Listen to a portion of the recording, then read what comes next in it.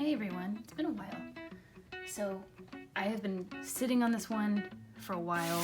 I really wanted to show it off earlier, but it wasn't the right time.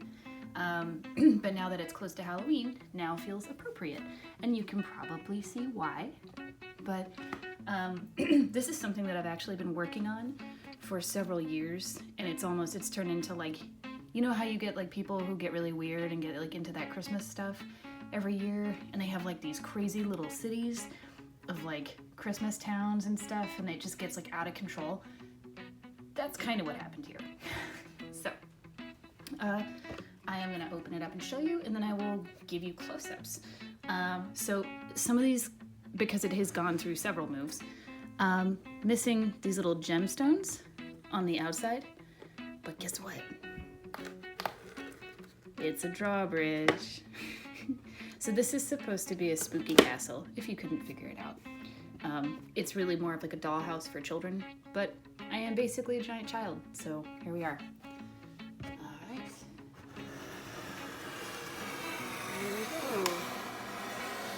And it gets a little crazy from here. So some of these things are not glued in correctly, so they have kind of fallen apart or become completely disconnected. So this is the entire spooky castle. So there's a lot of loose figurines, and I collected them from usually Michael's or Joann's, and then just put them into different rooms. So let's just zoom in a little bit. So we have this top level, that tree got a little bent. They are not glued in. There's some felt you can kind of see. It's like this gray stone. It's supposed to look like tile or stone felt. Washi tape. Not really a professional job. My first go around, but here we are. Let's see. Some other figurines. Tiny books. Those are my favorite. That's a ring I didn't mean to leave there. Tiny chandelier with a pumpkin. Inexplicably, coffin. A mummy just hanging out in the background. The red rum room with no wallpaper, and yeah, if we can get an angle up here, you can kind of see I tiled that one with tiny mirrors, and I'm gonna go over here. There's like little steps and stuff. I didn't do anything with this room. It's just like a little lonely mummy. Get overview up here. You can kind of get a better idea of what's going on here. So so the wallpaper is really just scrapbook paper. It's Halloween themed, and I eyeballed it, as you can tell. This is something I made. This is actually, I don't know what kind of bullet that's from, but that's like a casing or a shell of some sort, and I glued a bottle cap on top of it and decided to turn it into a tiny like bath sink or a table of some kind. But what's really cool about this piece is that like the light, when it shines through these windows, kind of gives this really cool dimension to these rooms, and it's kind of my favorite thing about it. But here's something really cool. This is when I have to put this down, but this turned out so much better than I thought it would. It's kind of hard to tell because the room is really well lit right now, but it's a battery operated light. It's like a lantern. Goes in the ceiling. The thing that I use to hook it to, which doesn't look particularly great, but is a useful tool, is like one of those little adhesive things that sticks and has a hook, and it's usually for very light objects, so this worked. So I decided to use it for that. And I also got tiny gears to put up as a facade to make it into like a steampunk haunted house. Let's see, there's also the only living creature in here. Everything else is undead or dead.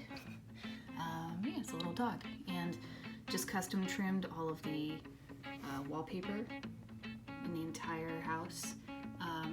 I don't know what brand it was, but it's just Halloween themed scrap paper and then washi tape. And some of the figurines you can get in like the animals aisle, not really difficult to find. This broke by accident, but I think it kind of works, so I left it. Let's see, let's back up a little bit. Oh yeah, that guy's alive. He's an army dude. I don't know why he's there. Let's see. Oh, really quickly, move the little thing out of the way, and I did put wallpaper on the ceilings. Those are actually photos I took and posted to Instagram a really long time ago. And they just really worked well, I think, for this room as tiny, tiny pieces of art. So, close this. You can see the other side, there's not a whole lot, but I just want you to see what it looks like from the other side. So, top down when it's closed, or mostly closed, looks like a little fortress. But then, when you open it, well, that's not how that opens. This isn't really working as well as I'd like. So then you have it look like this. And what's really cool is if you string lights around it, this castle, this little wooden dollhouse castle thing, you can get that at Michael's, I think for like $25. But with coupons, and if you have any kind of discount that can be applied, it's not even that much. I love how I was able to wallpaper this. I think I used double-sided tape for most of it, and for this kind of wood it worked well. As you can tell with other projects I've done, double-sided tape doesn't always work well. So, yeah, this is my spooky castle. And it was really fun to build. If you go to craft stores now and look for Halloween stuff, if they still have any, it'll be significantly reduced. I would highly recommend doing that so that you don't have to pay full price next year. That is my pro tip that you didn't ask for. There we go.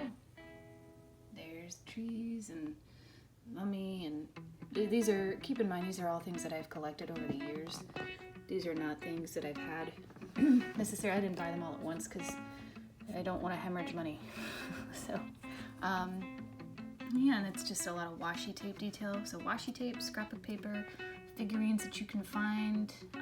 Craft stores carry them, but you can get them at a lot of places like antique stores or, I mean, sometimes toy stores if you look in the right places. But yeah, like the scrapbook paper really brought out, and that's felt. And I thought it was fitting.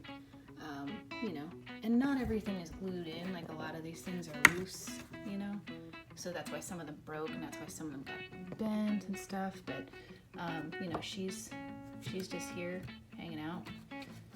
So yeah, that's my spooky haunted house, and it's really easy to do, just takes a lot of time to put all the wallpaper up and stuff, but it's really fun. So hope you enjoyed it.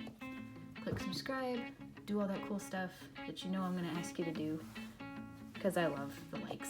So, all right, thanks everybody.